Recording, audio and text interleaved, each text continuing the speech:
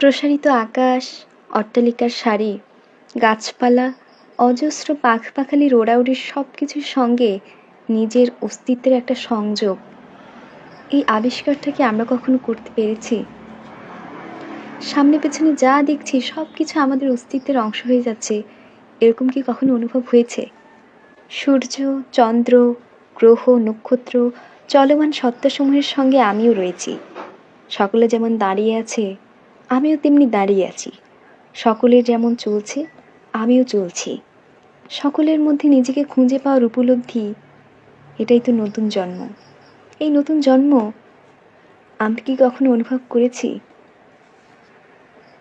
এই বইটি পড়ার মাধ্যমে হয়তো আমরা একটু থামবো। থামার পর আমরা একটু আশেপাশে তাকিয়ে দেখব, হয়তো আমরা এমন একটা উপলব্ধি পেলেও পেতে পারি। চলুন শুরু করা যাক আহমেদ ছফার লেখা পুষ্প, বৃক্ষ এবং বিহঙ্গ পুরাণ বইটির রিভিউ।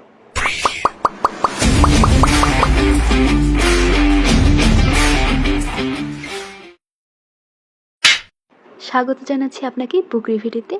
আমি আবিদা সুলতানা ইতি।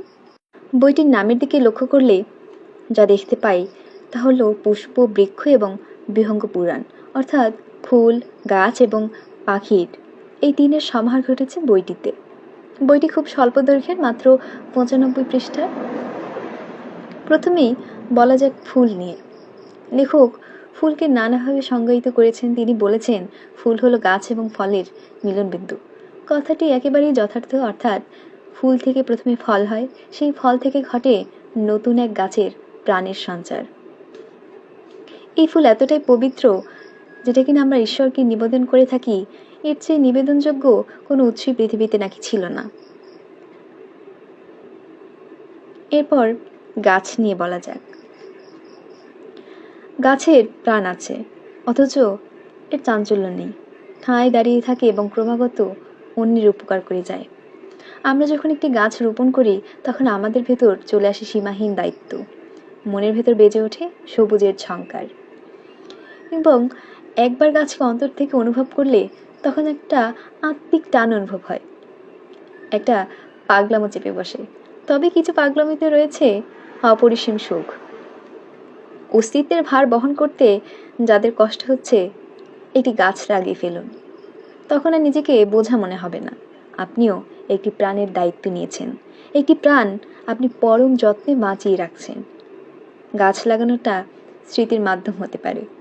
আপনি চান আপনাকে কেউ মনে রাখুক, অনায়াসে একটি গাছ রোপণ করে ফেলুন। এছাড়াও বইটিতে কিন্তু চাষবাসের নানা রকমের টিপস লেখক বলেছেন।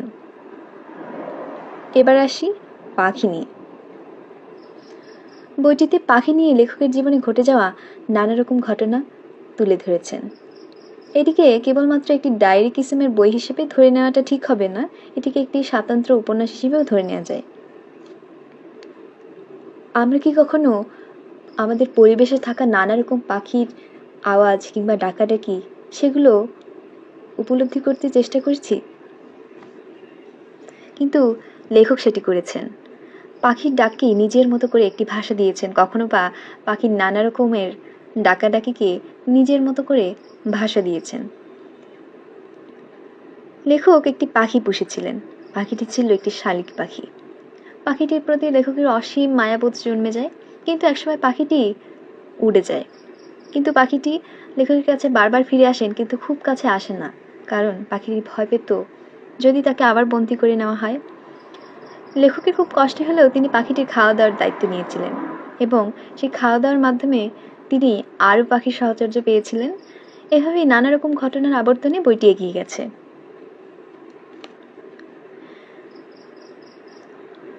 বইটি পড়ার পর এগুলোর প্রতি একটি আলাদা টান অনুভব হবে।